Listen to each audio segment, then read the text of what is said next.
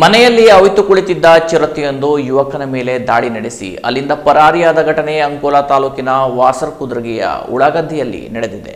ಚಿರತೆ ದಾಳಿಯಿಂದ ಅಂಕೋಲಾ ತಾಲೂಕಿನ ವಾಸರಕುದ್ರಗಿ ಗ್ರಾಮ ಪಂಚಾಯತ್ ವ್ಯಾಪ್ತಿಯ ಉಳಗದ್ದೆಯ ನಿವಾಸಿ ಸಂತೋಷ್ ಎಚ್ ಗೌಡ 24 ವರ್ಷದ ಯುವಕ ಗಾಯಗೊಂಡಿದ್ದಾನೆ. ಈತನು ಜೂನ್ 14ರ ಬೆಳಿಗ್ಗೆ ತನ್ನ ಮನೆಯ ಪಕ್ಕದಲ್ಲಿ ಇರುವ ಮುಕ್ತಾಯದ ಹಂತದಲ್ಲಿರುವ ಹೊಸ ಮನೆಯ ಕಟ್ಟಡದೊಳಕ್ಕೆ ಹೋದ ಸಂದರ್ಭದಲ್ಲಿ ಅಲ್ಲಿಯೇ ಅವಿತು ಕುಳಿತಿದ್ದ ಚಿರತೆ ಹಠಾತ್ ಆಗಿ ದಾಳಿ ನಡೆಸಿದೆ. ಯುವಕನ 2 ಕೈಗಳಿಗೆ ಪರಿಚಿದ ಗಾಯಗಳಾಗಿದ್ದು ಭಯಭೀತನಾದ ಯುವಕ ಬೊಬ್ಬೆ ಹಾಕಿಕೊಳ್ಳುವಷ್ಟರಲ್ಲಿ ಆತನ ಮನೆಯವರು ಮತ್ತು ಅಕ್ಕಪಕ್ಕದ ಜನ ಓಡಿ ಬಂದಾಗ ಚಿರತೆ ಅಲ್ಲಿಂದ ಪರಾರಿಯಾಗಿದೆ.